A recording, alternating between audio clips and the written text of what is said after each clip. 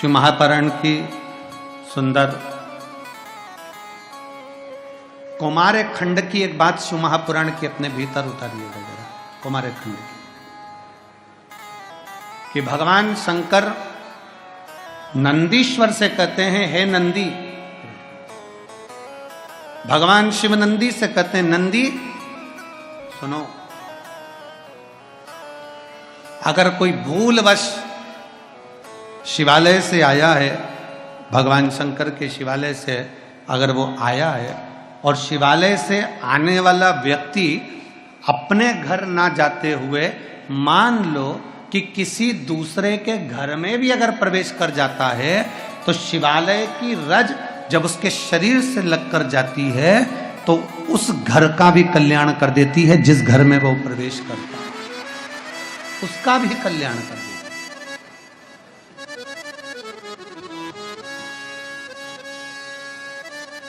भगवान शंकर के चौखट की रज स्वयं भाग्य देवी जहां पर विराजमान है, स्वयं भाग्य माता जहां पर विराजमान है वो साधारण वो साधारण जहां स्वयं भाग्य देवी बैठी हो, जहां स्वयं भाग्य माता बैठी। कृपा हो गई मेरे शिव शंकर की, ओगरदानी की, त्रिकालदर्शी, कैलाशी, अविनाशी मेरे शंकर की कृपा। क्या कृपा हुई? आज बेटा चौखट पर अपना मस्तक रख दिया।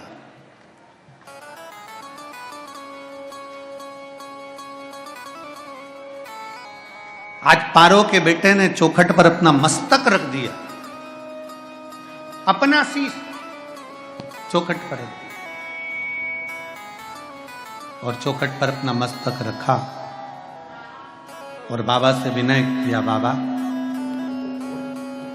फिर वही स्मरण, महादेव नमन चरणों में स्वीकार कीजिए, सबका किया है मेरा भी उद्धार कीजिए, उद्धार कीजिए।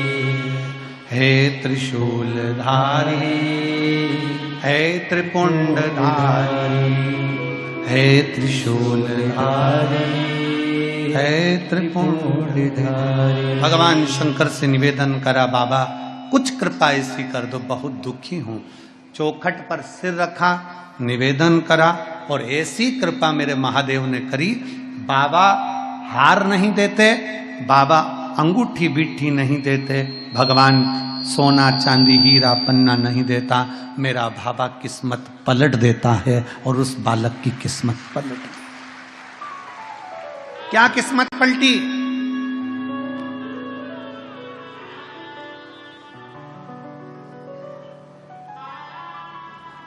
माता पारो ने कहा कि तुम जल ले जाओ, जरा वन से थोड़ी संविदा लकड़ी लेकर आओ। बेटा नसीब सिंह जल लेने के लिए, लकड़ी लेने के लिए गया। बीच मार्ग में जाते जाते उसने क्या देखा कि एक लकड़ी के एक डूंठ पर, वृक्ष की लकड़ी के डूंठ पर एक हार टंगा हुआ है। कौन सा हार था? जो मेरे भगवान विष्णु ने दिया था। किस्मत भाग्य में अगर लिख दिया मेरे ओघड़दानी ने तो गया हुआ भी वापस बुलवा लेता है। वो ओघड़दानी, वो विश्वनाथ, वो शंभू है। गया हुआ वापस ले आया। डूंठ पर टंगा हुआ हीरे का हार मिल गया, उतार लिया और आगे बढ़ा। क्या देखा कि एक मछली तड़प रही है। उस मछली को उठाकर उसने पानी में डाल दिया। मछली इतनी प्रसन्न हो गई, उसने अपने मुख में से अंगूठी निकालकर उस बालक को दे दिया। गया धन भी वापस ला सकता।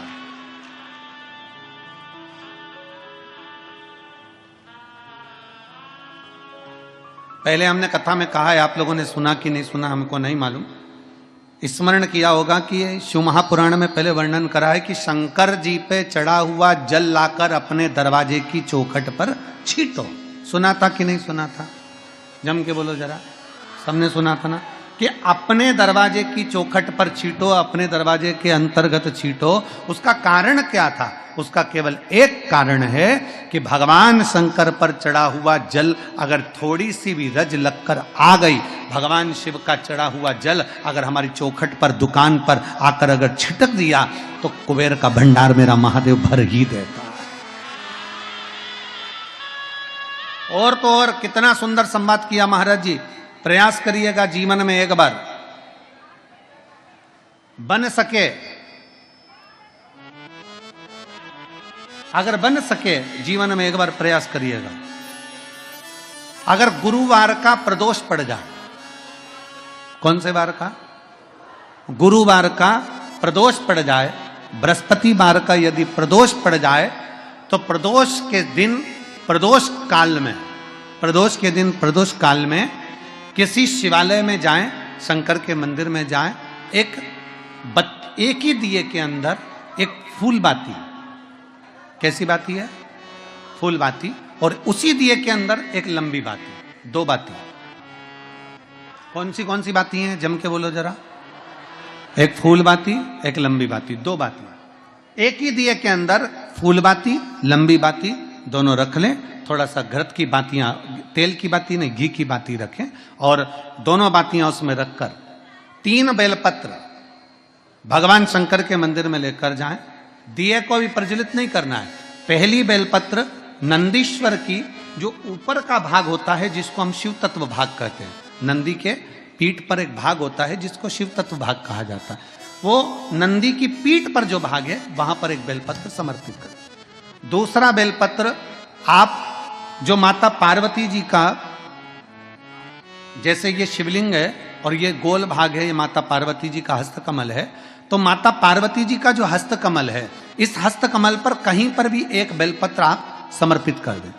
और तीसरे नंबर की जो बेलपत्र है, तीसरे नंबर की जो बेलपत्र है वो भगवान शंकर पर समर्पित कर दें।